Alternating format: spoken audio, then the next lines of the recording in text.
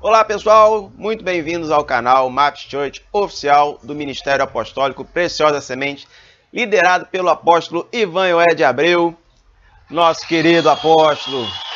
Deus te abençoe. Eu sou André Alves e mais um módulo do curso de Disciplinas Espirituais. Essa é a 9ª aula. Olha só, 9 aulas já, hein? Você não está nem inscrito no canal. Poxa vida, se inscreve aí, rapaz. Começa o vídeo já se inscrevendo. Eu vou te pedir depois de novo. Só aviso isso, né? Já resolve um problema agora. Em nosso canal você vai ver outras aulas que já aconteceram. As outras 8 que já tiveram, você vai ver. Cara, vem com a gente, você vai crescer, você vai ter conhecimento, vai amadurecer. Você vai ter dicas de leitura, ferramentas para o seu crescimento pessoal. Só vantagem. Rapidinho você resolve isso aí. Se inscrevendo, rapidinho você resolve este assunto. Muito obrigado por mais esse tempo junto. Hoje a gente vai falar sobre silêncio. Uma disciplina muito legal. A nossa aula hoje vai ter 4 tópicos, né? A gente vai falar sobre o poder transformador do silêncio. Eu não sei se vocês reparam, mas o lugar que eu moro não é silencioso. Ele não é muito. Mas aqui o pessoal precisa praticar bem essa disciplina. O pessoal não entende bem o que é silêncio. Mas a gente vai ver hoje o poder transformador do silêncio, o sacrifício de tolos, frutos do silêncio, prática com profundidade. E a gente vai ver ainda de quebra uma ferramenta muito bacana para as relações interpessoais e autoconhecimento. Vai ser muito útil para você. Fica aí com a gente até o final que você vai ver isso. O silêncio, ela é uma disciplina ligada à solitude, que a gente viu na aula passada. Se não viu, corre lá para ver depois. Aproveita e assiste a aula de meditação também, que vai ser bem interessante, tem muito a ver também com a solitude e o silêncio. É muito difícil você aproveitar a solitude sem o silêncio, sabe? A solitude é para fugir da multidão, sabe? Do barulho da multidão. Mas o silêncio, ele atua sobre a multidão do nosso pensamento, sabe? É um silêncio mais profundo, não é só um silêncio externo, sabe? É um silêncio interno. É o silêncio que aquieta as águas barulhentas da nossa alma, sabe? Que acalma as tempestades emocionais que nos fazem achar que vamos nos afogar, sabe? Às vezes, sabe aquela monte de voz maluca que fica falando que não vai dar certo, que vai dar tudo errado, que vai dar um problema. Pois então, no silêncio a gente consegue afogar essas vozes e ouvir, né? A gente consegue espaço para ouvir, o que é importante. Abre aspas, sem silêncio não há solitude. Muito embora o silêncio às vezes envolva a ausência de linguagem, ele sempre envolve o ato de ouvir. O simples refrear-se de conversar, sem um coração atento à voz de Deus, não é silêncio. Fecha aspas. Nosso irmão Richard Foster, em Celebração da Disciplina, disse isso. Silêncio e solitude estão interligados, estão inseparáveis. Todos os mestres da vida interior, sabe, os mestres de sair para dentro, falam das duas práticas numa respirada só, sabe? Eles vêm falando de silêncio e solitude de um jeito junto, sabe? Por exemplo, o livro A Imitação de Cristo, que é uma obra-prima incontestável da literatura devocional dos últimos 5 séculos, pelo menos, tem uma seção inteira intitulada Do Amor da Solidão e do Silêncio. Dietrich Bonhoeffer, eu preciso aprender a falar o nome desse homem, porque eu falo tanto nele, e até hoje eu não sei falar. Ele faz dos dois, sabe, da solitude e do silêncio, um todo inseparável em vida juntos, sabe? Como a mesma coisa que faz o Thomas Merton em Pensamentos em Solitude. Nós aqui do curso, né, de disciplinas espirituais, a gente optou por apresentar as duas disciplinas de forma separada para destacar a importância individual de cada uma. Mas na prática, as duas andam juntas mesmo. São muito parecidas. São complementares, né? O poder transformador do silêncio só é possível de ser experimentado em solitude. Mas, uma vez treinado, né, assim como acontece com a solitude, você pode ter seus momentos de silêncio interior, ainda que você esteja no meio de uma multidão. A finalidade do silêncio é poder ver e ouvir. Preste atenção, cara. A chave do silêncio é o controle, não a ausência de ruído. Pega essa dica aí, cara. As congregações pentecostais pecam muito nesse ponto, sabe? Essa coisa de pentecostal que não faz barulho, tá com defeito. Cara, isso não é bíblico, e muito menos verdadeiro, sabe? Você pode estar num culto avivadíssimo e estar em silêncio, sabe? Você pode estar num culto totalmente avivado e ficar imóvel, quieto. As minhas experiências sobrenaturais, as mais impactantes e transformadoras, foram em casa, cara. Andando em espírito sozinho, quieto e imóvel, sabe? Num nível tão íntimo que a noção de tempo escorre pelos dedos, cara. Você perde a noção de tempo muito rápido. É como um sonho que você tem a sensação de minutos passados, né? Quando você já passou a noite toda, 8, 9 horas, e você tem a sensação de que foram minutos, sabe? Você chega ao ponto de passar o dia inteiro com Deus em oração, contemplando a sua grandeza, meditando na sua magnitude e ouvindo a sua voz poderosa, focado em Deus, sabe? Sem perder essa conexão com Deus e sem ver o tempo passar. Se torna tão prazeroso que você não vê. Você simplesmente, a coisa simplesmente avança e você não sente o peso do tempo passando, sabe? Experimenta, cara. Experimenta. Pega um dia aí que você tenha tempo livre, vai ficar com Deus em silêncio, ouvindo, meditando nele, prestando atenção no que ele diz, e um dia você vai entender o que eu estou falando. Tiago compreendeu claramente que a pessoa capaz de controlar a própria língua, ela é perfeita, né? Em Tiago 3, de 1 a 12, ele fala da língua, né?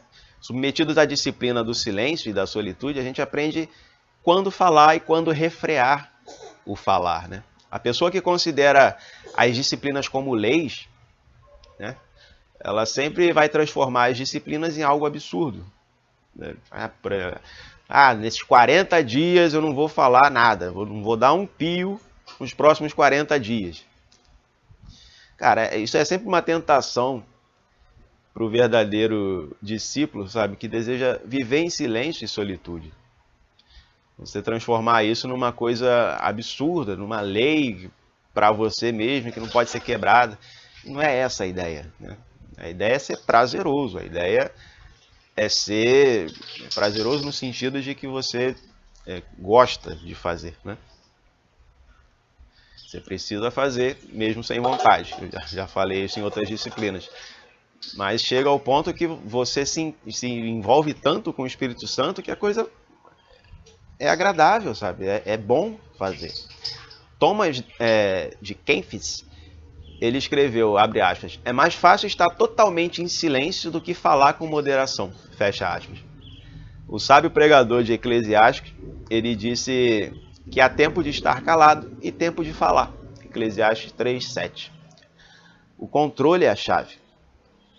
As analogias que Tiago faz do leme e dos freios sugerem que a língua tanto guia quanto controla o ser humano, né? Ela guia o nosso curso de forma de muitas formas, né? Se você conta uma mentira, por exemplo, você tem que cada vez mais contar mentiras para sustentar essa primeira mentira, para que ela não seja descoberta, não seja desmascarada. E aí você é forçado a se comportar de modo a dar crédito à mentira. Cara, isso não é uma forma boa de viver. Não admira que Tiago tenha dito a língua é fogo, em Tiago 3:6, né? Já comentamos aqui que sobre as reações químicas, né, que ocorrem quando a gente fica murmurando, reclamando, e que o produto da murmuração é medo ou violência, porque a murmuração, esse nhenhenhen, ele coloca o nosso corpo quimicamente em modo de luta ou fuga, sabe?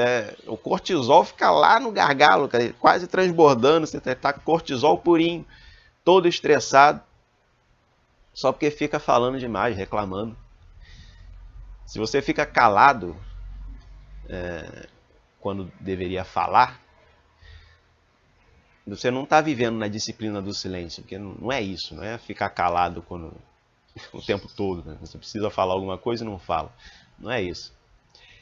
E se você fala quando deveria estar calado, novamente você está errando o alvo. Mas uma pessoa que está debaixo da disciplina do silêncio, ela fica treinada a falar a coisa certa na hora certa. É igual o Provérbios 25:11 diz: como maçãs de ouro em salvas de prata, assim é a palavra dita a seu tempo. Tempo certo de falar. A gente pega esse condicionamento. O ouro sempre teve um valor comercial, sabe? Mas com o tempo, né, surgiram imitações. Por exemplo, um mineral do enxofre chamado pirita, ele tem a cor e o brilho muito semelhante ao ouro. Porém, quando ele é aquecido, ele exala um gás venenoso. Mas esse mineral ele era vendido a peso de ouro, mesmo tendo um valor muito inferior. Daí veio a expressão ouro de tolo. Porque o ouro de verdade ele é muito mais que brilho e cor. Ouro é pureza. Em nossos dias, falar é precioso, sabe? Falar muito é muito precioso. Mesmo que você fale tolice, sabe? Idiotice. É um jargão do marketing que muito conteúdo gera autoridade. É verdade. Por isso que você vê gente como Felipe Neto, por exemplo, e outros youtubers badalados por aí, se portando como grandes palestrantes, entendedores de muitas coisas, falando de coisas que não entendem, não conhecem, como se tivesse profunda autoridade para falar. E isso só acontece porque há uma autoridade que vem pela quantidade de fala e a quantidade de ouvinte. Sabe? Seja uma quantidade de vídeo tolo ou de ouvinte tolo, essa autoridade vende. Mas é ouro de tolo. Quando se avalia um pouquinho, você percebe que não tem um valor naquilo ali. Não tem valor nenhum, não tem pureza naquilo. Mas vende, mas tem autoridade, porque tem muita gente ouvindo. A Bíblia menciona o sacrifício de tolo. Né? A gente lê em Eclesiastes 5:1, diz assim: chegar-se para ouvir é melhor do que oferecer sacrifício de tolo. O sacrifício de tolo é conversa religiosa de iniciativa carnal, cara. O pregador continua lá em Eclesiastes, né? Não te precipites com a tua boca, nem com o teu coração. Apresse a pronunciar palavra alguma diante de Deus, porque Deus está nos céus e tu na terra. Portanto, sejam poucas as tuas palavras. É possível ter uma atitude absolutamente carnal no meio de um cenário elevado e altamente espiritual. Quando Jesus levou Pedro, Tiago e João no barquinho, não foi no barquinho, foi no monte. Olha aí a pegadinha da letra. Quando Jesus levou Pedro, Tiago e João no monte e foi transfigurado lá na frente deles, Moisés e Elias apareceram numa conversa fantástica com Jesus. Imagina só o papo dos três, como é que devia ser. E o texto grego, ele diz assim: e respondendo Pedro, disse-lhes: se queres, farei aqui 3 tendas. Mateus 7,14. Você imagina a cara de Moisés e de Elias olhando para Pedro, né? E falando: cara, você quer que eu largue meu condomínio de ruas de ouro para acampar no meio do mato com mosquito, formiga? É isso que você está me sugerindo, Pedro? Fala sério, né? Ninguém chamou Pedro na conversa, mas ele estava oferecendo algo, sabe? Que era o sacrifício de tolo. Provérbios 17:28 diz que até o tolo, quando se cala, é reputado como sábio. E Pedro perdeu uma grande oportunidade de ser sábio naquele momento, ficar calado só ouvindo. Porque o que se tem para dizer quando se tem Moisés e Elias glorificados conversando com Jesus glorificado? Nada, escuta, sabe? Fica quieto, aprende. É isso que Pedro tinha que ter feito. Um dos frutos do silêncio, cara, é a liberdade de deixar que nossa justificação fique inteiramente com Deus. A gente não tem necessidade de corrigir os outros. Sabe, tem uma história de um monge medieval que estava sendo injustamente acusado de certos erros. E certo dia, ele olhava pela janela e viu lá fora um cachorro morder e rasgar um tapete que estava pendurado num varal secando. E enquanto ele observava, o Senhor falou com ele assim, abre aspas, é isso que eu estou fazendo com a sua reputação, mas se você confiar em mim, não terá necessidade de preocupar-se com as opiniões dos outros, fecha aspas. Talvez mais do que qualquer outra coisa, o silêncio nos leva a crer que Deus pode justificar e endireitar tudo. Que a gente confia que Deus vai falar por nós, sabe? George Fox falava com frequência do espírito de escravidão. Romanos 8,14 também fala, né? E de como o mundo faz... o mundo jaz nesse espírito, né? Frequentemente ele identificava o espírito de escravidão com o espírito de subserviência a outros seres humanos. Em seu diário, ele falava de ajudar as pessoas a escapar dos homens, afastá-las do espírito de escravidão, a lei mediante outros seres humanos. O silêncio é o principal meio de nos conduzir a esse livramento. A língua é um termômetro. Ela diz que a nossa temperatura espiritual, sabe? Ela revela qual é a nossa temperatura espiritual. Ela é também um termostato. Controla a nossa temperatura espiritual. O controle da língua pode significar tudo, cara. Temos sido libertos, sabe? Libertados do modo que podemos controlar a nossa língua. Nosso amigo Bonhoeffer escreveu, abre aspas, o silêncio verdadeiro, a verdadeira tranquilidade, o controle real da língua manifesta-se somente com a sóbria consequência da chama espiritual.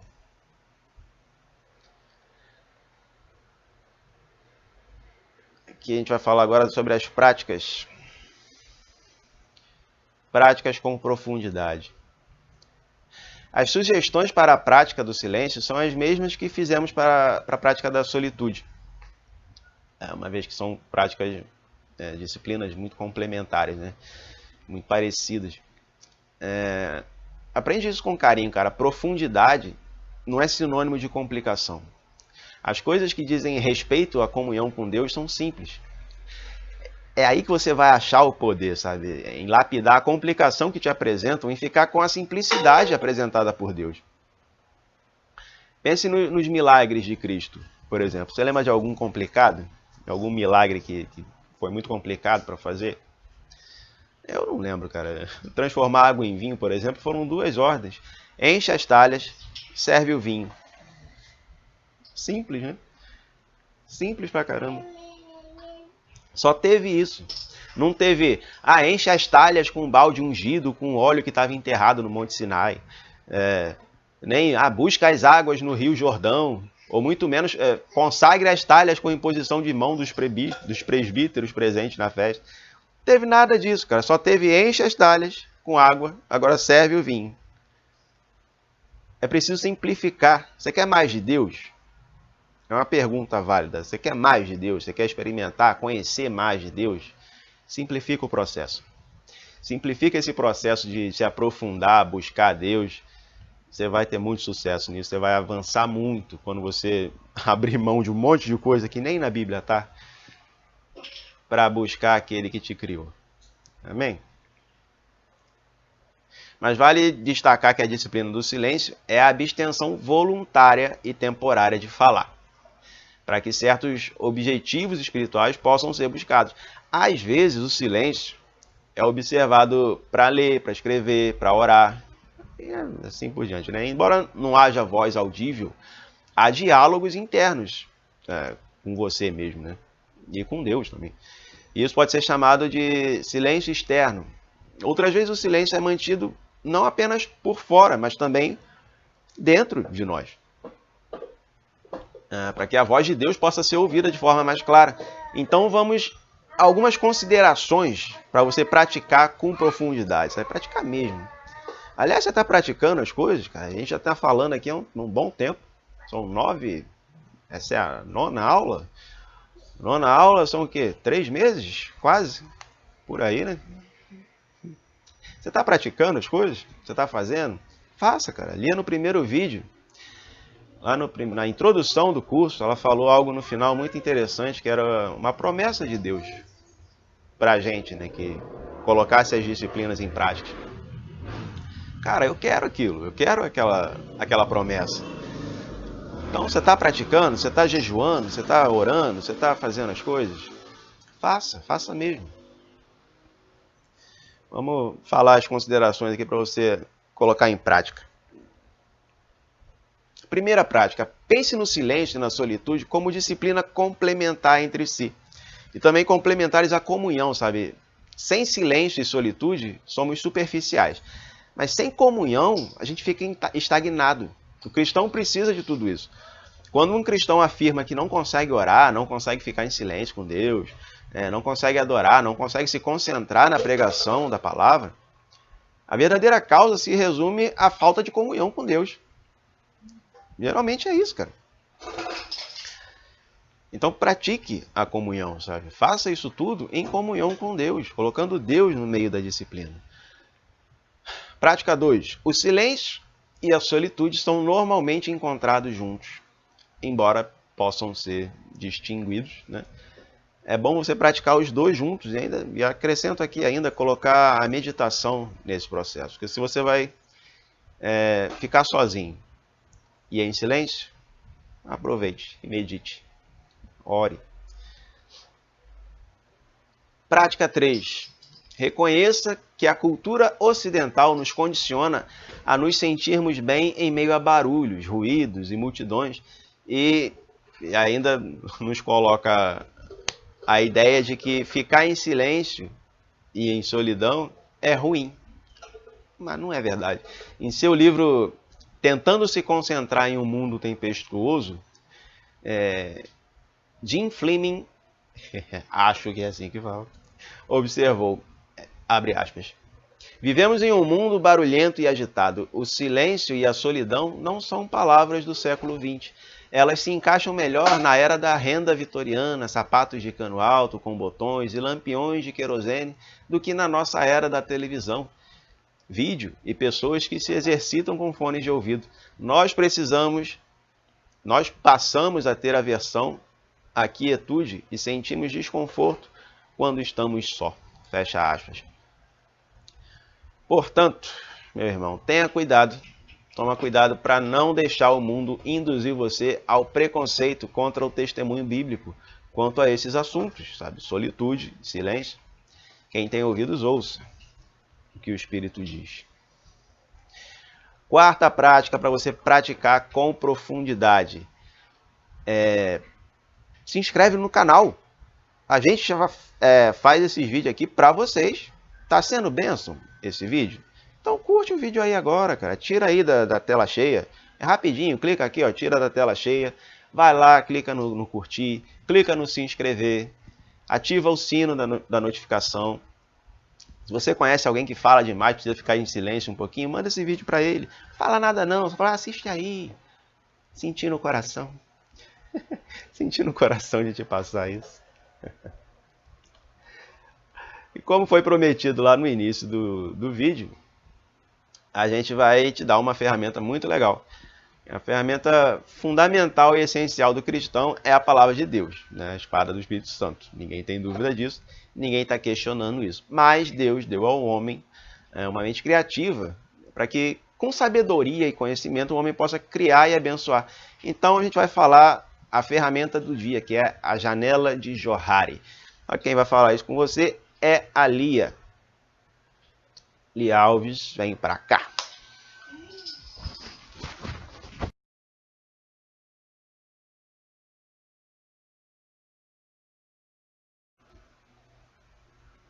Olá pessoal, tudo bom com vocês?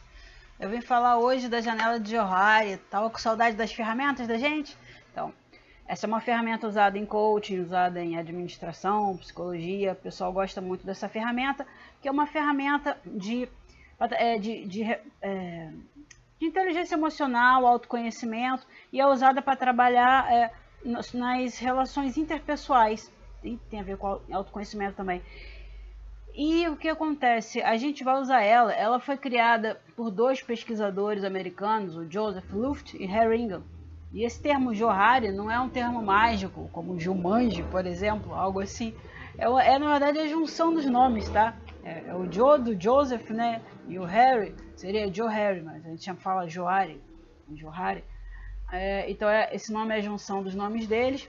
E a janela. Eu tô lendo o texto, a André botou um negócio engraçado. Falando. Se você conhece alguma Claudiana, né? A galera tem mania de juntar o nome de pai e mãe, né? Vou dar exemplos não para não complicar. Então a janela de O'Hare consiste num quadro composto, é um quadrante, tá? E ele é cortado em quatro partes, é como se fosse, por isso que é chamado de janela, ele parece uma janela mesmo. E essa janelinha, ela fica assim, uma parte é a parte aberta, né? A outra parte é a parte cega, a parte oculta e a parte desconhecida. Então, na primeira parte, você tem aquilo que é conhecido por você, depois você tem aquilo que não é conhecido por você. E você tem a parte que é conhecido pelos outros e desconhecido pelos outros. Calma aí que a gente vai ver aqui. Então, nas suas relações interpessoais, o indivíduo ele apresenta 4 facetas diferentes. O eu aberto, peraí, deixa eu ir clicando aqui. O eu oculto, peraí que tá devagar. O eu cego e o eu desconhecido. E a janela de Johari vai trabalhar isso aí. Então, as duas áreas da figura, o eu aberto e o eu oculto, correspondem às partes conhecidas pela própria pessoa. Então, nas áreas o eu cego e o eu desconhecido, são áreas que você desconhece. Então, não são essas informações que você tem dentro dessas áreas, não são informações estáticas, pelo contrário, elas podem se movimentar de janela em janela, e o objetivo da gente fazer esse mapeamento é exatamente passar o máximo de informações para a janela aberta, aquela janela que é conhecida por mim, conhecida por todos, para que você tenha relacionamentos produtivos. Calma, fica aí comigo, que a gente ainda vai ver isso aqui mais um pouquinho. E à medida que o grau de confiança, de recíproca, intercâmbio e feedback vão variando dentro de um grupo, essas janelas vão mudando, tá? E como resultado do movimento, o tamanho e formato dos quadrantes sofre modificação no interior da janela. E ele deixa de ser aquela janela certinha, para o objetivo é aumentar a área quadrada. E para que essa janela é tão importante? Porque quando você fala de relações interpessoais, não é só o que você pensa, o que você acha, né? Você tem que parar para pensar em como as pessoas percebem aquilo que você fala, em como elas percebem aquilo que você, as suas intenções, ou se é que percebem. E aquela história, eu não ligo para o que os outros pensam. Deveria, porque as pessoas tratam você de acordo com o que elas pensam de você. E aí, precisamente isso que a gente vai trabalhar na janela de Johari. Essa coisa de, eu não ligo para ninguém, então você vai morar sozinho no mundo. Não preciso de ninguém, não ligo para ninguém, não me importo com o que pensam. É mentira, né, gente? Só adolescente fala isso, né? A gente sabe, um adulto em sua consciência sabe que não é possível falar isso.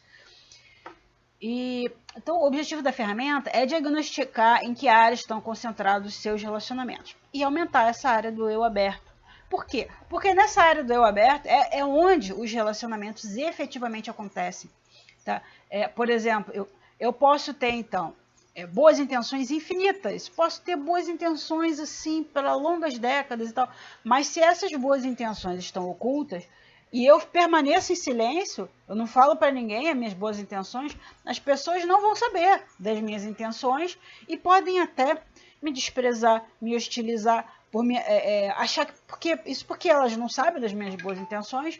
E assim, quando eu digo boas intenções, eu não estou falando que eu tenho no coração. Eu posso ter práticas boas, com boas intenções. Eu não estou falando só de boas intenções abstratas. Eu posso ter boas intenções concretas, ações concretas.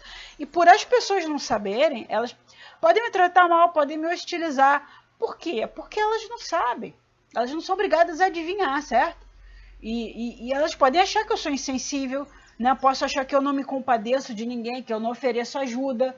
Então, a área aberta é onde as coisas realmente acontecem. É na luz, né? Os relacionamentos ocorrem de verdade na luz. né? Agora, vamos ver isso tudo aí com mais detalhes, a gente vai ver quadrado a quadrado dessa janela aí. Então vamos lá, na área aberta. A área aberta é o seguinte, aquilo que é conhecido por nós e conhecido também pelos outros. Então essa é a nossa grande área para onde a gente tem que colocar mais informações. Esse aqui é o nosso ideal, é nosso alvo e nossa meta. E os relacionamentos vão acontecer aqui. E essa janela inclui aquelas informações positivas ou negativas que são conhecidas tanto pela pessoa, ou no caso por você, quanto por outras pessoas. Chama-se aberta, porque é onde realmente se dá o relacionamento interpessoal produtivo. É uma área de conhecimento comum, partilhado por todos, e é aqui onde acontece a troca de informações, e quanto maior é essa área, mais produtivo e útil vai ser o relacionamento. O que mais? É aqui que os conflitos são enfrentados e resolvidos, né? Se tem problema é aqui que você vai trabalhar. E de início, essa área ela pode deixar algumas pessoas numa atitude meio defensiva. Por exemplo, eu não vou deixar minha vida toda exposta. Não estou falando de você deixar toda a sua vida exposta, mas algumas coisas precisam estar, o mínimo. Porque se você já entra no relacionamento desconfiando de todo mundo, saiba que as pessoas também vão desconfiar de você, né? O relacionamento, os relacionamentos precisam ser baseados em sinceridade e confiança. Claro que isso é construção, isso envolve perseverança, envolve tempo, né? Envolve uma série de fatores, mas você tem que partir do princípio, se você te interessa o relacionamento, tem que partir de você. Sinceridade e confiança, você abre algumas coisas, né? Lógico, ninguém vai falar de tudo da sua vida, mas o mínimo para um relacionamento você tem que falar. E a gente vai ver sobre isso aí, essas ponderações aí, tá? Então, é aqui que a coisa acontece. É aqui que você resolve os conflitos, tá bom? Inclusive, seus potenciais criativos também são aqui. Porque às vezes você cria uma ideia, mas se você não comunicar a ninguém, a ideia ela cai no esquecimento e ela passa a não acontecer. Então, ela continua sendo sua ideia, nunca vai ser uma coisa prática. Vamos para a janela oculta agora, para a gente ver outro aspecto. Janela oculta, como é que ela funciona? Aquilo que é conhecido por nós e desconhecido pelos outros. A janela de O'Hare, a gente fala o seguinte, é uma janela que a gente... por que ela interessa para a gente hoje no curso de disciplinas? Porque como o André estava falando, a disciplina do silêncio, o objetivo dela não é o silêncio em si, mas é você aprender a trabalhar de modo que você tenha a maçã de ouro em bandeja de prata, né? Maçã de ouro e salva de prata, que está no texto, né? Então, é a palavra certa na hora certa. E isso tem tudo a ver com a janela de O'Hare, que é o que você falar, né? O que você vai falar, em que hora você vai falar, para quem você vai falar, certo? E então, você conhece certas coisas suas, mas conscientemente e deliberadamente você esconde dos outros algumas coisas, né? Por motivos diversos, por exemplo, segurança, insegurança, status, medo da reação, medo de ridículos, principalmente quando está em grupo, tá? Geralmente você prefere falar pouco, ouvir muito, isso é legal, mas do pouco ao mínimo possível, entre pouco e mínimo possível, você tem que saber a dose exata para o determinado relacionamento. Tem coisas que você não vai falar no ambiente de trabalho, tem coisas que se espera que você fale, estejam claras no ambiente de trabalho, tá? Ou no ambiente institucional, no ambiente organizacional, tá? Cada instituição vai requerer a sua dose de clareza, a sua dose de exposição, tá? Então, algumas pessoas, elas são assim, elas preferem falar pouco e ouvir muito. E estão muito atentas ao que passa, a todo mundo, mas ninguém sabe o que elas pensam. E isso é complicado. É complicado você se relacionar com uma pessoa assim. Por quê? Quando alguém tem essa região, aqui a região oculta, com uma pontuação muito grande, muito inflada nessa janela, eu falo pontuação porque existe um teste, tá? Eu não trouxe o teste, porque o que interessa a gente são as características, né? E pelas características você já visualiza as pessoas, já se visualiza e já consegue resolver, tá bom? Então, quando você tem essa área muito usada, muito grande, isso caracteriza um comportamento defensivo. Poxa, você se relaciona com as pessoas, mas Por que você não entrega um pouco, não se expõe? Você está querendo se defender de quê? Se você não se expõe, a pessoa observa que você não quer se expor para ela. E o que ela pensa? Ela vai julgar conforme aquilo que está na mente dela. Você deixou o relacionamento nas trevas. Lembra que eu falei? A janela aberta é a janela da luz. Você deixou seu relacionamento nas trevas, na escuridão. Ninguém sabe o que você sente, o que você pensa, quais são os seus planos. As pessoas vão julgar conforme o vento que bater, de acordo com o vento. Entendeu? Não vou nem dizer conforme as intenções delas, eles vão julgar o sabor do momento. E cara, é fácil interpretar você mal por isso. Você nunca conhece alguém que... Eu conheço muita gente que chegava assim, quando eu não conhecia fulano, achava que era nojento, insuportável, metido. Mas aí eu conhecia, não é que é uma pessoa simpática, eu pensava que era uma pessoa antipática e snob, mas não, uma pessoa tão humilde. Mas por quê? Pessoa excessivamente fechada. Se é fechado demais, a pessoa acha, não quer se relacionar comigo porque está se achando melhor que eu. Você está entendendo a mensagem que às vezes você passa por excesso de comportamento defensivo? Você não quer se expor? A pessoa acha que você acha que é melhor que ela. Está entendendo como a coisa pode fermentar e mal na cabeça de outra pessoa? Você não estava fazendo nada demais. Você só estava tentando se defender. Mas você deixou claro que para outra pessoa, de alguma forma, ela é uma ameaça. Ou você despreza aquela pessoa. Então não importa o seu sentimento, a questão é que você está se relacionando com aquela pessoa. Então, o que ela pensa faz diferença. Né? E vamos lá. Ao contrário do tipo aberto, esse tipo aqui usa excessivamente o feedback para estabelecer o relacionamento. Né? Então fica dando, pô, me fala aí. Mas ela mesma, ela não expõe. Né? E não adianta você ficar pedindo feedback das pessoas, porque as pessoas não adianta pedir feedback, porque você de cara, você está deixando claro que você não confia. Não é que você deixou claro, mas para as pessoas, ou você não se importa, ou você não confia nelas, ou elas representam uma ameaça para você. Você deixou passar algo que... Você deixou a interpretação da sua parte no relacionamento à margem de qualquer coisa, cara. Então você não pode achar que vai ficar legal. Não adianta ficar dando feedback, tem que se apresentar. Quando a gente conhece uma pessoa, você não dá o cartão de visitas com o seu telefone? Então, abre esse relacionamento, abre o jogo. Quem é você? E aí na igreja a gente vê isso. Às vezes aquela pessoa que entra e sai da igreja... Tem gente que, por exemplo, adora igrejas com mais de 1.000 pessoas, 5.000 pessoas. Por quê? A igreja, eu canso de ouvir isso. Igreja grande, você entra e sai, ninguém nem sabe, é bom. Já ouvi isso? A pessoa não quer ter comunhão, não quer saber, quer viver na defensiva, veio para a igreja, ninguém sabe quem ela é, o nome dela, não sabe de onde, ela não dá nem sorriso, entra e sai da igreja como se fosse uma pessoa procurada pela lei, sabe, procurada pela polícia e tal. Porque é um comportamento defensivo. É um comportamento defensivo.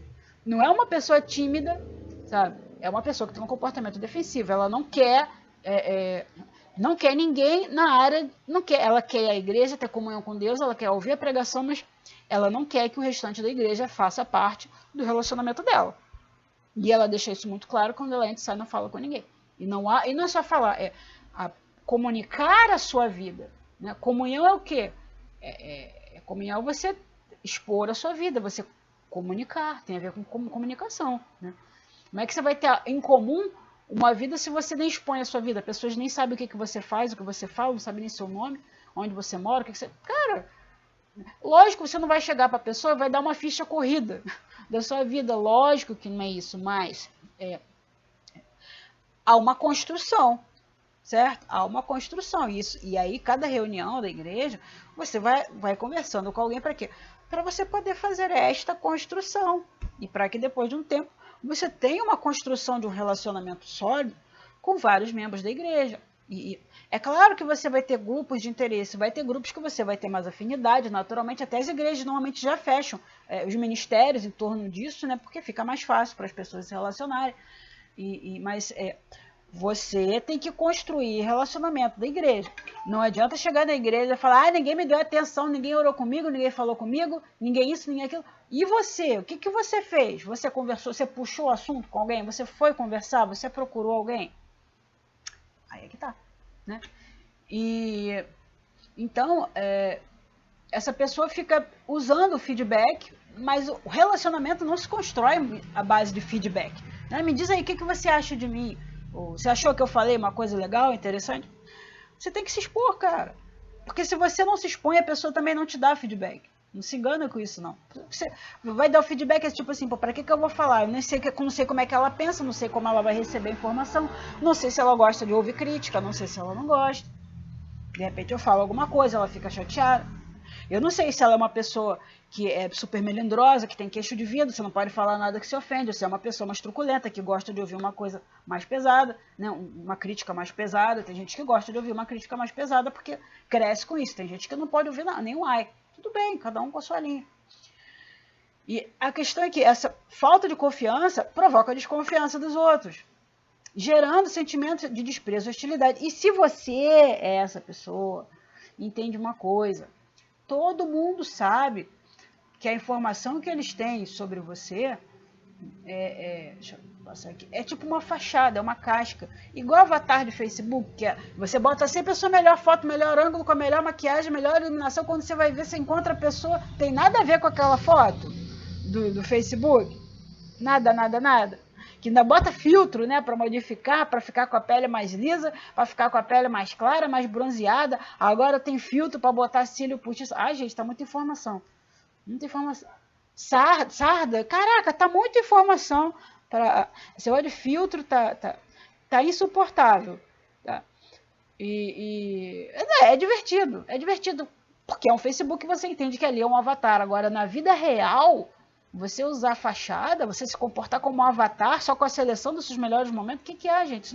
Isso não é relacionamento, isso não é vida, isso é trevas.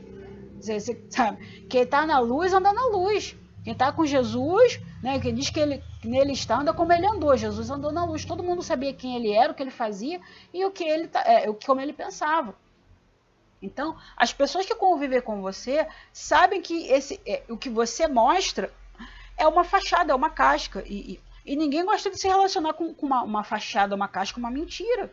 Porque se não é o integral, não é uma mentira. Uma coisa é você não explanar tudo de uma vez só.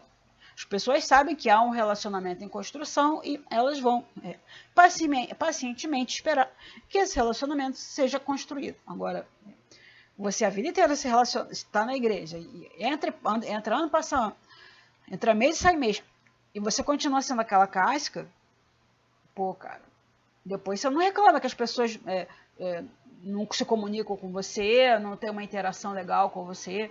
É você que está blindando, você que é a pessoa blindada. Você está blindando a sua personalidade, blindando o seu coração, blindando o seu relacionamento. E para quem está convivendo com você, isso gera medo. E essa é a grande falha desse seu sistema de segurança. Você vive na defensiva, cria um sistema de segurança, fica blindado, e aí você tenta se esconder, mas todo mundo percebe que você está se escondendo. E quem é de bem, te respeita, mas quem não é de bem, vai olhar, opa, está se escondendo, tem alguma coisa que pode ser interessante. Cara, é um sistema de segurança muito falho, muito falho. E principalmente porque você se expõe a julgamento errado, ok? E a defesa é inerente a toda pessoa, mecanismo de defesa todo mundo tem. Tá? Mas a questão é saber qual a quantidade de defesa é tolerável, é necessária, quanta defesa é possível eu exercer até eu inibir um relacionamento, né? Até eu bloquear totalmente o relacionamento, até eu impedir o crescimento do relacionamento. Né? A igreja não cresce. É culpa do pastor ou é das pessoas que ficam blindadas? Mas é a culpa dos evangelistas, porque eles não estão indo para a rua para fazer evangelismo. E a galera que está lá dentro que não se abre, que é no coração que são plantadas as sementes, não é assim? A semente da palavra e tal. Então, você blindou, cara. Sabe, Apocalipse fala que a gente vence pela palavra do testemunho e pelo sangue do cordeiro. A palavra do testemunho tem que ser exposta. Agora, se você blinda a tua vida, você blindou também o testemunho de Cristo e a obra de Jesus na sua vida, porque ninguém vai ver. Pensou nisso? Eu queria estar numa igreja grande. Talvez a sua igreja estivesse grande, se você tivesse o coração aberto, se você fosse uma pessoa um pouquinho mais exposta, menos blindada. Pronto, falei. Então, quanto à defesa é possível até você inibir, bloquear totalmente o relacionamento, o crescimento? E aí, eu estou falando de relacionamento. Você está num ambiente com vários relacionamentos. Quantos relacionamentos você bloqueou à sua volta? Porque não foi só o seu, você está bloqueando toda uma construção. Se na igreja, principalmente, somos parte um dos outros, você bloqueia o relacionamento com você e fica na defensiva, você bloqueou todo o crescimento da igreja. Tá entendendo a sua importância? Pensa bem. Deixa Deus te tratar, deixa Deus te curar nisso aí. Começa a se abrir, vem para a luz. Tem pessoas que erguem uma barreira ao redor delas e é impossível transpassar. Impossível. A gente tenta e não consegue chegar. Até que chega uma hora que desiste. As pessoas mais abertas, as que são mais truculentas, tipo eu, que sou mais truculenta, mais insistente, mais cara de pau, a gente vai lá, bate na porta, tenta. E aí, fulano, como é que é? Como é que tá? A gente insiste, mas quem é mais delicado não tenta, porque não sabe o que vem. Você blindou, botou uma porta de aço, muro de bronze, porta de aço. A pessoa não sabe se vai, como é que você, quando abrir a porta, o que vem. Se vem tiro de canhão, se vem flechada, se vem pontapé, se você vai soltar cachorro, se vai soltar leão. As pessoas não sabem. Você não deixa blindado, é blindado. Ninguém vê o que está do outro lado, certo? Não tem Superman aqui com visão de raio-x para saber o que está lá dentro do coração, não.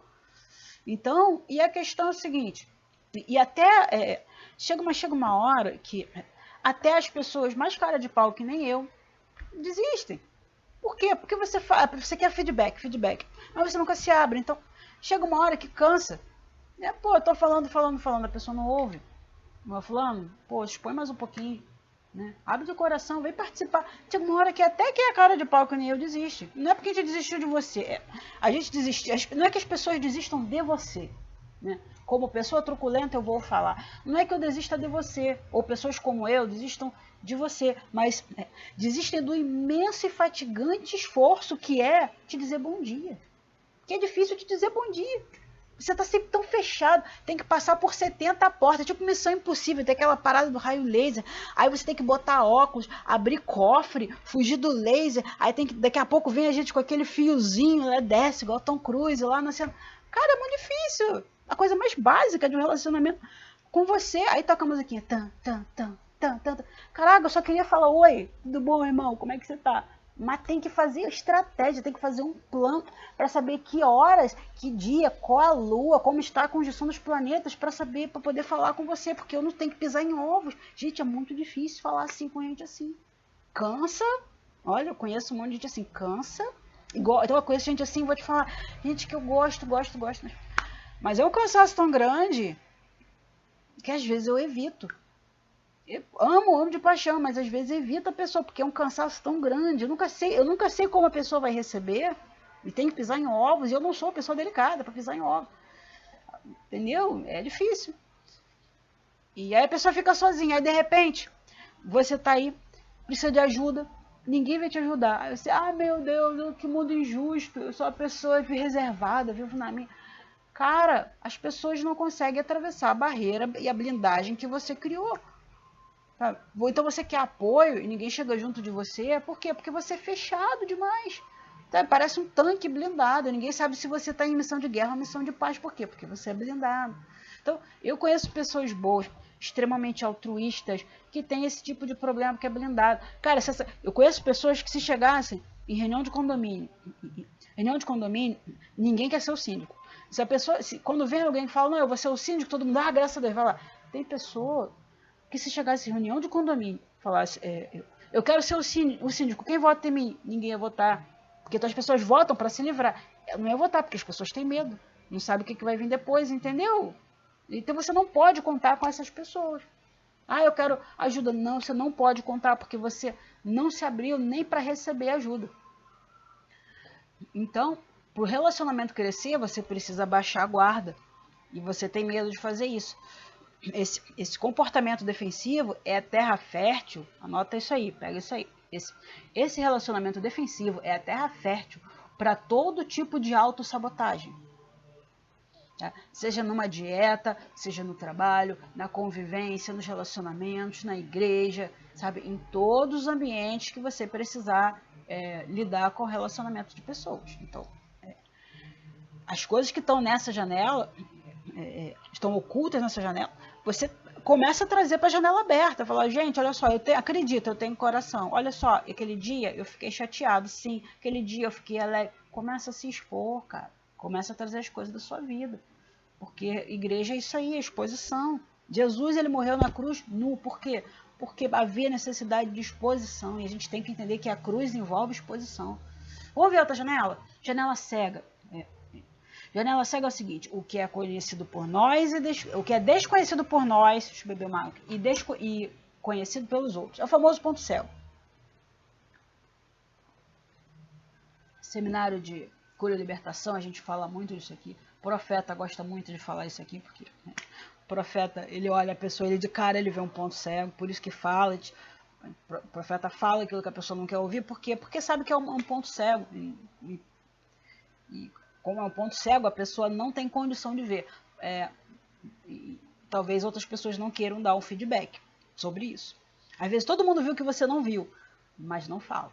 Às vezes as pessoas percebem que você não está vendo uma certa coisa que você está fazendo, tipo, você não está com uma conduta legal. E todo mundo percebeu que aquilo não é legal, mas também perceberam que você não sabe, você não está observando. É um ponto, passou assim, você não viu. E as pessoas não falam para você.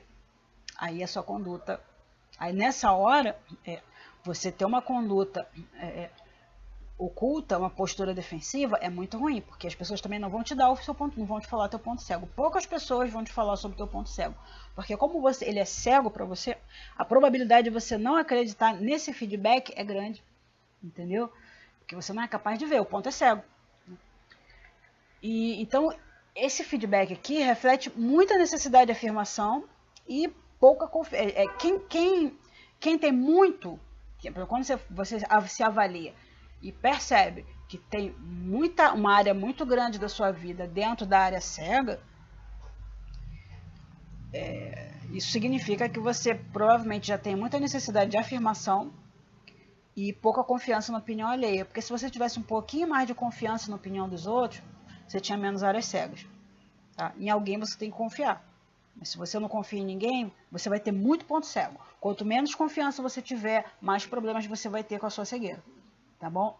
E as suas próprias opiniões são muito valorizadas, você não valoriza a opinião dos outros, principalmente quando fala das coisas que você não acredita, que às vezes é a realidade, porque às vezes está falando do seu ponto cego. E você quer ver como você sabe? Como é que eu vou saber se é uma área cega, se é desconhecido por mim, como é que eu vou saber? E se as pessoas não me falarem? Você quer ver um flagrante de uma área cega? Quando você vê um grupo de pessoas falando todos a mesma coisa, todo mundo está falando a mesma coisa de você. E você, não, tá errado, eu não sou assim. Todo mundo fala isso de mim, mas eu não sou não, eu sou uma pessoa muito boa. Todo mundo fala que eu sou uma pessoa avarenta, mas eu não sou não, eu sou uma pessoa muito equilibrada.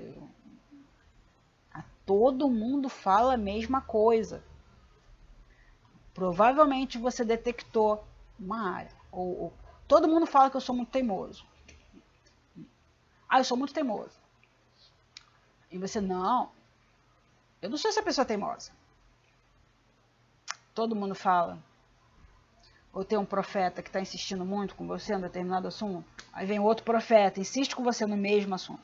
Aí vem outro profeta que insiste com você no mesmo assunto. Cara, você tem que levar em consideração. Principalmente profeta, quando fica insistindo com você, cara. Então, porque o profeta ele tem condição de ver o que as outras pessoas não veem, principalmente você, tá? Mas o ponto cego não é só o profeta que vê, não. Tô falando de coisas bem naturais, tá? Então, aí o que acontece? As pessoas à sua volta, elas tendem a se sentir desconsideradas. Por quê? Porque elas estão falando para te alertar, elas falam por amor, falam porque te amam, querem o teu bem. Mas você desconsidera porque você não vê, você tá cego, você não vê. Aí elas falam, chega uma hora que elas acham que você não se importa com elas, que você não valoriza a opinião delas. E ó, depois que você estabelece isso, sabe, depois que você estabelece um relacionamento onde a pessoa acha, onde você construiu esse relacionamento onde a pessoa se sente desvalorizada, é bem difícil você mudar. Não adianta você ficar dando feedback, você vai ter que zerar e reiniciar. Tem que falar, olha só, gente, estou em modo de construção, estou em modo de reconstrução, estou zerando vamos começar o relacionamento de novo. Eu tô vendo que tem mais áreas que eu não sei sobre mim, então, por favor, me perdoe se eu não dei atenção ao que vocês falaram. Tenham paciência comigo, porque eu vou tentar. Entendeu? Gente, isso é crescimento bruto. Isso é crescimento bruto na igreja. Isso é crescimento bruto no relacionamento.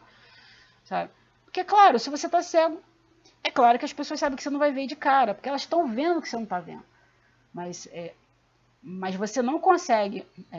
É difícil quando você junta muita coisa na janela cega e na oculta. Porque pela janela cega as pessoas vão ver, pô, ele não vê, mas também não valoriza. Aí na outra, junta com a outra janela oculta, ele não vê, não valoriza e não tá nem aí, a gente fala, não escuta.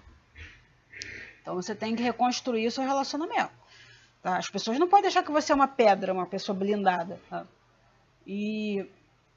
Então, o que as pessoas pensam? Acham que você não dá atenção às contribuições e não se preocupa com os sentimentos. Então, se você é uma dessas pessoas, as pessoas ao seu redor têm sentimentos de hostilidade em relação a você. Acha que você é metido. Tem sentimento de insegurança, porque não sabe o que você está pensando, o que você sente, o que você é. E guardam ressentimentos contra você. E você se sente frequentemente injustiçado, solitário, vítima de um mundo cruel, onde você é uma pessoa boa, um mundo cruel, onde as pessoas boas ficam sozinhas, solitárias, The Lonely Ranger, sabe? Mas é o seu comportamento que está fazendo isso. Como assim eu não fiz nada? Aí que tá, é o ponto cego. Você fez, mas você não viu. Você está vendo ao seu redor as coisas acontecendo, um padrão de comportamento entre pessoas que não tem nada a ver, às vezes. Cara, é você que está fazendo. Isso aí, esse é o sinal alerta do ponto cego. Várias pessoas, o mesmo comportamento. E tudo direcionado a você. Cara, você tem uma responsabilidade. Presta atenção, pede para alguém te falar, eu estou fazendo alguma coisa errada? Estou fazendo alguma coisa que eu não estou vendo? Nem pergunta errado. Eu estou fazendo alguma coisa que eu não estou vendo? Você percebeu alguma coisa estranha, algum comportamento que eu preciso saber que eu não estou vendo? Porque eu só falho. Eu não vejo, às vezes. Né? Gente, todo mundo tem as 4 janelas. É natural do ser humano. E a questão é trabalhar o tamanho delas. Todo mundo precisa trabalhar as 4 janelas. Cada um vai trabalhar, vai ter problemas com uma ou outra, e alguns vão ter mais saudável no conjunto, vão ser mais saudáveis no conjunto. A janela de O'Hara é para você ser saudável, tá? E não é para ficar pensando em fulano Beltrano. Eu estou exemplificando, mas é para você se ver aqui. A janela de O'Hara não é para você aplicar na vida de ninguém, não. É para a sua. Não adianta aplicar a janela de O'Hara na vida de ninguém. Quem não consegue ouvir o feedback não vai ouvir. Então, é você. A janela de O'Hara é para você. Tá bom? Não tenta aplicar nos outros, não. É você. Então, se você é uma dessas pessoas, sabe, seu comportamento fica cada vez mais cego. Sabe? E isso vai privar você de informações importantes, porque o feedback das pessoas é importante. Agora, será que elas têm coragem de falar? Sabe?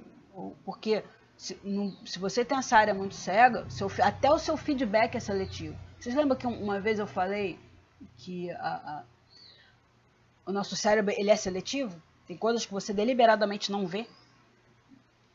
Seu cérebro ele bloqueia para você não ver, então você começa a fazer disso um modo de vida conscientemente, isso é bem complicado. Então poucas pessoas são aquelas que têm coragem de chegar e falar a verdade. Porque todo mundo percebe seus erros. Todo mundo. Sabe? Não fica com esse medo, será que vão perceber que eu errei? Todo mundo sabe. Todo mundo sabe quando você erra. Essa é a parte chata. Poucos sabem quando você acerta, mas todo mundo sabe quando você erra, quando você vacila. Não é assim? É assim. Mas use isso a seu favor. Tá? Então, a questão é que desse todo mundo que percebe, poucos são aqueles que vão ter coragem de chegar para você e falar a verdade. E menor ainda e mais seleto é o grupo dos que vão ter coragem de chegar para você falar a verdade e ter conselhos sábios. Então, ouça, porque é difícil achar pessoas com sabedoria. Né? A gente está falando do silêncio, a hora certa de falar, a coisa certa. Então, você vê como é difícil ter a palavra certa na hora certa. A gente tem que ter disciplina espiritual para isso. Então, isso não é genético, veio do nada, não é. É algo trabalhado. Tá? Então, valorize o feedback que as pessoas te dão. Valorize. A pessoa falou... Igreja tem muito isso. O pastor fala um negócio, a pessoa sai da igreja, ficou chateado. Ou o irmão da igreja fala com o outro irmão, pastor, fiquei chateado, saí da igreja. Cara, não faz isso. Vamos amadurecer? Vamos amadurecer? vamos trazer, fala com a pessoa, olha só, não gostei do que você falou por isso e isso. Você pode até não falar na hora, mas que na hora você ficou tão chocado que ficou em silêncio, vai para casa, internaliza a hora, rejua e tal. Chega, quando tiver melhor, chega e fala, fulano, aquele dia você falou isso, isso, isso. Eu não achei legal. Eu fiquei quieta. Né? E outra coisa, quando alguém tentar alertar você para um ponto cego, qual será o seu procedimento? Não adianta ouvir. A pessoa começa a falar, fulano, ó, aquele... você tá dando uma atitude que isso aqui, olha, é errado, isso aqui tá errado. Eu sei que você não tá vendo, mas é errado. Aí você começa a se justificar, explicar e se debater. Para. Não é hora de ser reativo. Quando alguém vem te dar um feedback, vem te apontar um ponto cego, você faz silêncio. Ó, disciplina do silêncio. Boquinha fechadinha. Ouve em silêncio.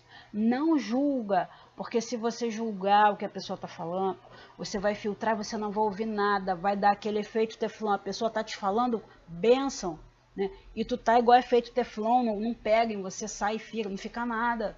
Tem que ficar alguma coisa do que a pessoa falou, entendeu? Nem que seja, mesmo que ela não, que ela fale, não seja, não é para levar em conta, ok, mas leve em conta pelo menos a preocupação que ela teve com você, então.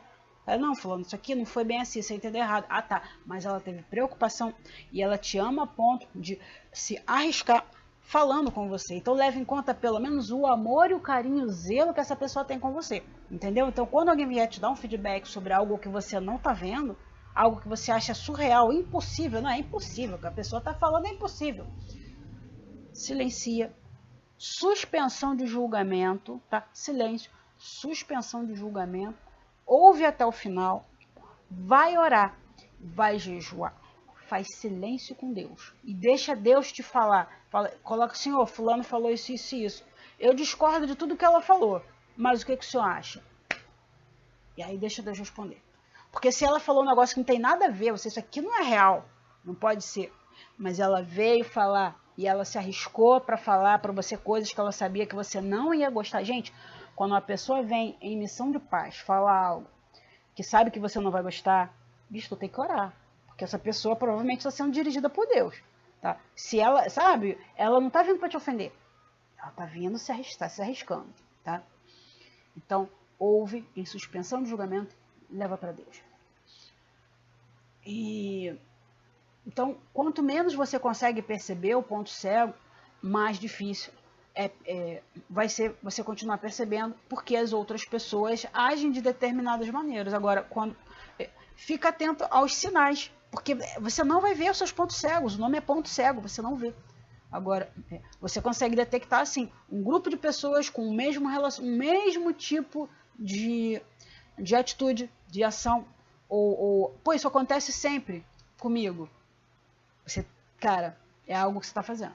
Pode ter certeza que alguma coisa você está fazendo. Não estou dizendo que é certo ou errado, mas é aquilo que eu falei. Às vezes você está cheio de boa intenção e por as pessoas não saberem a intensidade das suas boas intenções, ou até das suas boas práticas, vamos falar de coisas bem concretas, aí elas te julgam mal. Talvez você precise abrir mais um pouco aquilo que você está fechando. Então se expõe mais para não dar margem a julgamentos feitos nas trevas. Porque, querido, o coração dos outros a gente nunca sabe. Se as pessoas não sabem o teu, você também não sabe o delas. Você não sabe a experiência de vida daquela pessoa para achar que ela, por exemplo, uma pessoa que foi abusada, você não pode achar que ela vai sempre julgar tudo, que todo mundo é legal. Pessoas abusadas, às vezes, têm critério de julgamento segundo o trauma. Você não sabe o trauma que ela viveu.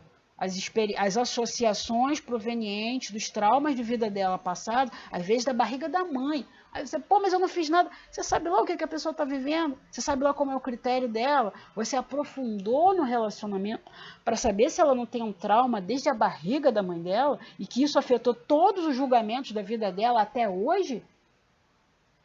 Tá entendendo a complexidade do que é o relacionamento do ser humano? É disso que a gente está falando. Então você tem que trazer para a luz, porque a coisa já é complicada, é complexa. Se você deixar no escuro, aí fica trevosa. Agora vamos para a área desconhecida, para a gente fechar. É o que é desconhecido por nós, desconhecido pelos outros. Pode incluir qualquer tipo de dados, aquilo que ainda não foi explorado em nós, que permanece latente, inconsciente. E nessa área estão todas as potencialidades, desafios, talentos, habilidades ignoradas, os impulsos, os sentimentos profundos reprimidos, a criatividade bloqueada. As pessoas que usam mais esse quadrante são retraídas, distantes e fechadas. Pelo seu aspecto de relacionamento muito frio e impessoal, as pessoas que adotam esse estilo, né, dentro dessa janela, desconhecida por você e pelos outros também, elas provocam muita hostilidade, pois também põem barreiras às necessidades de comunicação. A gente precisa entender que o ser humano é um animal, é uma pessoa, é um ser social, ou seja, é um animal. Vamos parar, né? Animal racional, caramba, né? Vamos parar, né? Eu sou um ser divino, né? Criado por Deus. Animal racional é macaco. O bichinho não tem raciocínio concreto. Ser humano é outra coisa, né? Vamos parar de falar que a gente é animal racional e animal social. Isso é coisa de evolucionista. E então as pessoas têm necessidade de comunicação. Talvez você não queira falar, mas às vezes a pessoa precisa saber de coisas para poder se relacionar com você. Tipo, é um troca, né? Você me dá uma informação, eu te dou outra informação. Você me diz, me fala um pouco de você e eu falo um pouco de mim. Vamos dançar? É uma dança, 2 para cá, 2 para lá, né? E nessa área essa área pode ser descoberta e trazida à luz, né? Como todas as outras. E assim, você pode ampliar a sua área aberta, aumentando a produtividade interpessoal. Porque olha só, eu gosto muito dessa área porque é o seguinte, por exemplo, no grupo de dieta, a gente vê gente que nunca conseguiu fazer um jejum. E aí, por estar em grupo e trazendo à tona, falando, olha, eu não consigo fazer. Aí vem o outro, chega, não, mas eu vou te ajudar, olha, tem um aplicativo que ajuda e tal. E aí, de repente, a pessoa começa a fazer jejum de 16, 20, 24 horas. E a pessoa se empolga, por quê? Porque trouxe à tona um potencial latente dela, uma capacidade que ela tinha que ela não conhecia, porque ela não fazia jejum, porque não conseguia, e de repente ela faz brincando, né? Dá 24 horas e ela não está com fome, como assim? E na igreja a mesma coisa. Eu não tenho capacidade de ter uma vida espiritual, e de repente você explana sua vida espiritual, explana suas dificuldades. Eu queria ser mais assim, eu queria ter visão, eu queria fazer isso, não consigo. E aí você explana e a gente começa a conversar. E nisso aí você cresce, porque você descobre seus talentos, descobre suas habilidades, seus potenciais. Coisas que são desafiadoras e você nem imaginava. Aquela coisa de cruzar a ponte, sabe? Caminhar a 2ª milha, é nessa área aí. Porque está desconhecido. Né? Desconhecido por você e desconhecido por todo mundo. Mas acontece algum evento na sua vida e você precisa usar uma capacidade que você não tinha. E por que essa janela é interessante? Essa janela, quanto menor ela tiver, melhor, porque significa que você já tirou muita coisa dela para a área aberta. E a área aberta, ela se encarrega naturalmente de diminuir essa janela, porque você, se abrindo para as pessoas, vão aumentar os desafios. A convivência é um desafio que vai demandar talentos, vai demandar uma paciência que você não sabia que tem, uma tolerância que você vai ter que ter, falar menos do que você precisa, falar mais na hora certa, né? Omitir coisas que talvez a pessoa não tenha maturidade para saber naquele momento. Vai ter uma série de desafios e você vai crescer nos relacionamentos. E fora as outras coisas da sua própria vida, do seu interesse, mas que vão crescer à medida que você está em contato com as outras pessoas. Olha que lindo. Então, a área desconhecida, que é a área dos teus potenciais, tá? Os seus talentos, seus dons, seus desafios, essa área, você diminui ela, no sentido, porque ela é dos talentos, mas é o seguinte, é o talento que está desconhecido de você e dos outros. Então, não é interessante que seja uma área grande. É interessante que a área aberta esteja grande, porque na área aberta estão os seus talentos que são conhecidos de você e dos outros, certo? Então, a área aberta, ela se encarrega de trazer tudo à tona, porque já tá tudo, é a área onde está tudo exposto e ela vai provocar essas coisas. Então, quanto maior, mais abertos forem esses relacionamentos, mais você vai ser requisitado e mais você vai ter que usar seus talentos, seus dons e suas capacidades. E por isso vão aumentar, sim, seus desafios. Entendeu? Então, querido, essa é a janela de Johari, esse é o objetivo, fazer com que você cresça E eu desejo que você cresça nos seus relacionamentos, que você cresça na igreja. E desejo que você seja feliz, claro, traga seus relacionamentos para a luz, traga para a comunhão, traga para a igreja, se abre, escolhe algum irmão para você se abrir, para você, algum que mora perto de você, que você trabalhe perto, alguma coisa, que você possa ter um convívio diário, porque só aquele momento da igreja é um tempo muito curto para a gente de fato ter comunhão. Então, procura alguém que você possa ter uma comunhão, procure estabelecer um relacionamento com alguém da igreja que você possa ter além da igreja, para você e com outras pessoas, para você formar uma rede e poder fazer mais coisas. Senão fica muito superficial o relacionamento da igreja, entendeu? E voltar do culto, às vezes você tem comunhão só com a nuca do irmão, que você vai assistir o culto, você vê a nuca do seu irmão vê o que está aqui na sua nuca, a comunhão com coquinho. Isso está longe de ser o padrão bíblico, que é de amigos mais chegados do que irmão. A comunhão com coquinho, comunhão com a nuca, não é amigo mais chegado que irmão, ok? Então, eu vou encerrando por aqui, nossa ferramenta. Um beijo para vocês, fiquem na paz, tchau. É o vermelhinho?